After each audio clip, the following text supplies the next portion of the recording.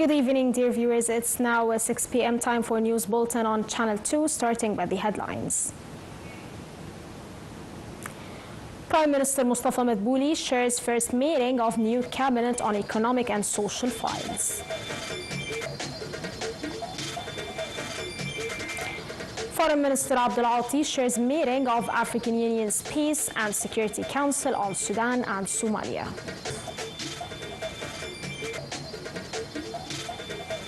And Palestinian Health Ministry announces receiving 4 martyrs, 5 injuries at Gaza hospitals during last 24 hours.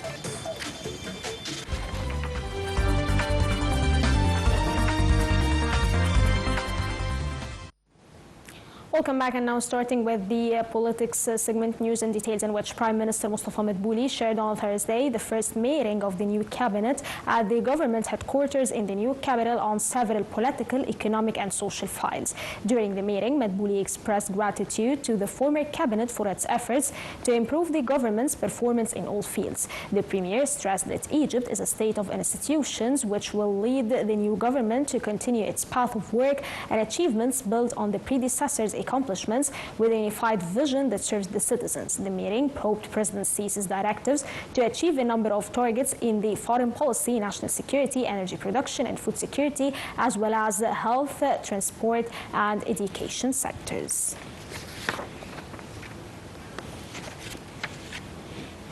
Before the cabinet meeting in its new formation, Prime Minister Mustafa Madbouli received the former ministers at the government headquarters in the new cabinet on Thursday. The Premier presented commemorative shields to the ministers in recognition of their outstanding contributions during their tenure, reiterating his wishes of success in their future careers. For his part, the former minister expressed gratitude and appreciation. The Prime Minister affirmed for serving the country a critical period marked by support and cooperation across various sectors. They also emphasized the fulfilled responsibilities at the utmost levels and affirmed their insights to support their newly appointed colleagues, wished them success in their duties.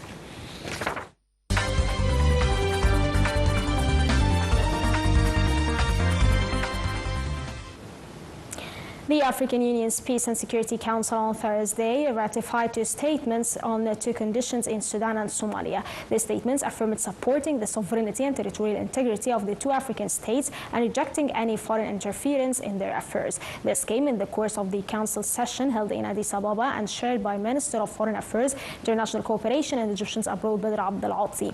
Participants expressed appreciation to President Abdel Fattah al-Sisi, given his wise and balanced role in the continent, hailing his strategic vision for enhancing peace, security, development, and regional integration. Abdul Ati's participation came within the framework of Egypt's presidency of the Council during February and Egypt's commitment to including Sudan in the consultations of the African Union.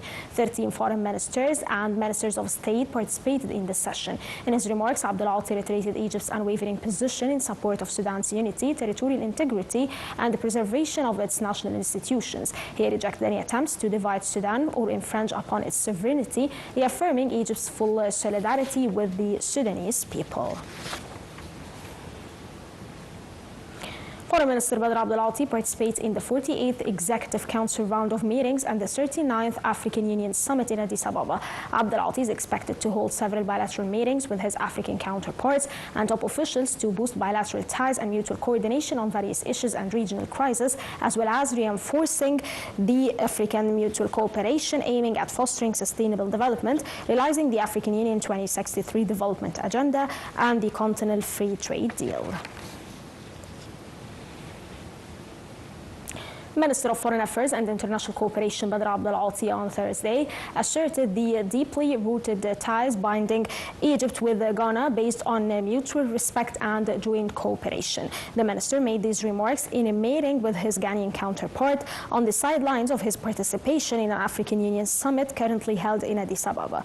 The meeting touched on regional and African issues of mutual concern, with Egypt's top diplomat hailing Ghana President's pioneering role in the institutional reforms at the African Union. Abdul Ati hailed the promoted trade exchange volume and mutual investment trade, stressing the importance of expanding the private sector's engagement in development plans in Ghana in various fields. He also reviewed Al-Azhar-led initiatives to settle disputes, combat terrorism, and maintain peace in the continent, particularly in the Sahel region.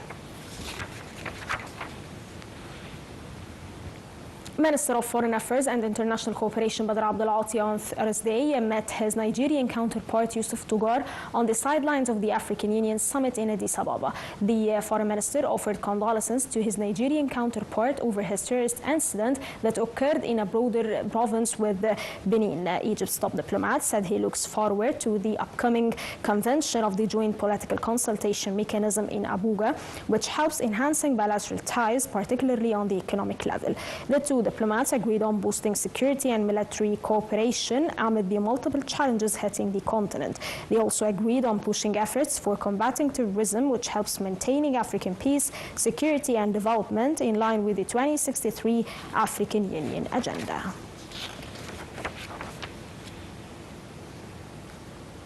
Separately, Minister of Foreign Affairs and International Cooperation Badr Abdulati held talks with his South Sudanese counterpart Monday. The minister stressed Egypt's keen interest in promoting consultations on issues and pertaining to the African security, particularly in the East Africa and Horn of Africa regions. On the Nile River file, Abdulati asserted the importance of cooperation among the Nile Basin countries based on mutual interests and in line with international laws. The quintet that includes the African Union, International Authority concerned with the development, Arab League and the United Nations expressed its grave concern over conflict in Sudan, calling for immediate ceasefire of any more military escalation, including using destructive means of war that have catastrophic impacts on citizens. The quintet expressed the strikes of drones and siege on residential centers and attacks over hospitals and schools, in addition to forced displacement and restrictions imposed on entrance of humanitarian aid. الدعم السريع طائرة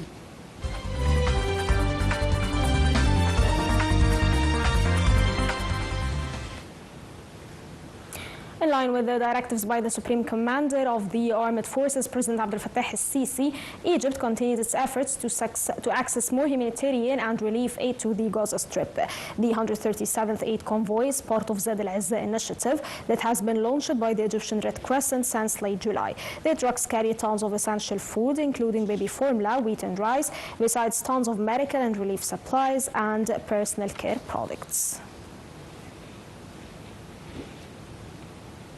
A new group of Palestinians returning to the Gaza Strip arrived at Rafah crossing from the Egyptian side in preparation for their return to Gaza on Wednesday. Red Crescent teams are facilitating procedures in coordination with the relevant authorities and providing them with psychological support. On the other hand, the health authorities at the crossing are preparing to receive the 8th group of wounded and sick Palestinians from the Gaza Strip for treatment in Egyptian hospitals.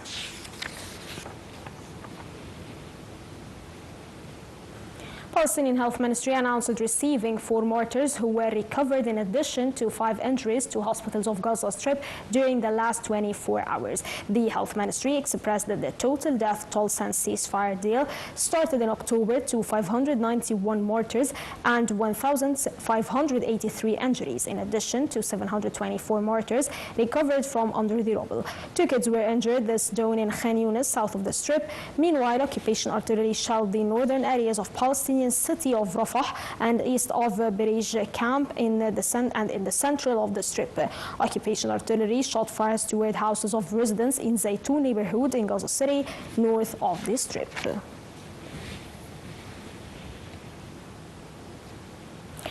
Russia launched 24 ballistic missiles, 1 cruise missile, and 219 drones overnight in overnight attacks against Ukraine. Air defense units shot down or neutralized 16 missiles and 197 drones. Russia has intensified its winter campaign of strikes on Ukraine's power grid, plunging more major cities into long periods of cold and darkness in freezing temperatures. In Kiev alone, around 3,500 apartment buildings were without heating on Thursday after the latest attack knocked out supplies. Ukrainian President Volodymyr Zelensky said the U.S. needed to put more pressure on Russia if it wanted the war to end by summer, adding it was unclear whether Moscow should attend U.S.-brokered peace talks next week. Zelensky also told reporters that Ukraine would only hold elections after appropriate security guarantees from the U.S. and other Western allies. The details to follow. Ukraine will only hold elections once it has security guarantees in place and a ceasefire with Russia. President Vladimir Putin said, pushing back suggestions he was planning to stage fresh ballots under U.S. pressure. Elections in Ukraine have been effectively suspended since Russia started its major operations in 2022 due to martial law. And Zelensky said if Russia also agrees, it may be possible to end hostilities by summer. Ukraine was mulling the possibility of holding a presidential election within the next 3 months after facing pressure from Washington. The report also suggested that election announcement could be made as early as February 24, the 4th anniversary of the Russian invasion. Zelensky also added that this is not a good idea to use such a day to talk about politics. He also wrote that Washington proposed holding another round of talks on ending the war next week, to which Ukraine agreed. But according to Zelensky, Russia is hesitating and has not yet responded to the offer. Zelensky has repeatedly said Ukraine can hold elections after peace deal with Russia is signed, but has recently signaled willingness for a speedy vote as part of a U.S. plan to end the war. He has also said any deal that involves ceding territory to Moscow should be put to a referendum.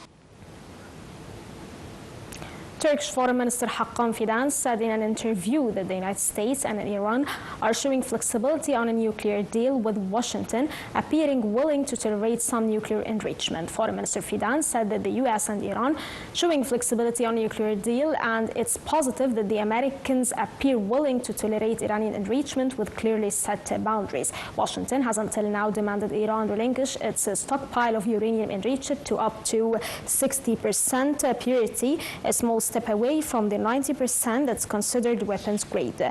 Iranian President Masoud Pezeshkian has said Iran would continue to demand the lifting of financial sanctions and insist on its nuclear rights, including enrichment.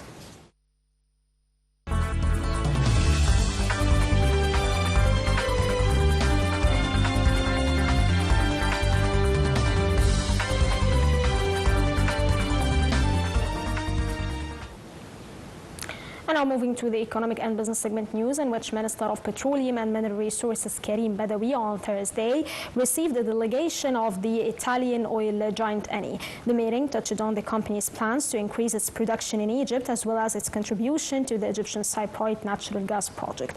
Badawi asserted that the government attaches a top priority to introduce an investment incentive package aiming to double Egypt's production of crude oil. He hailed the promoted level of cooperation with the Italian company in placing new wells to Egypt's production map.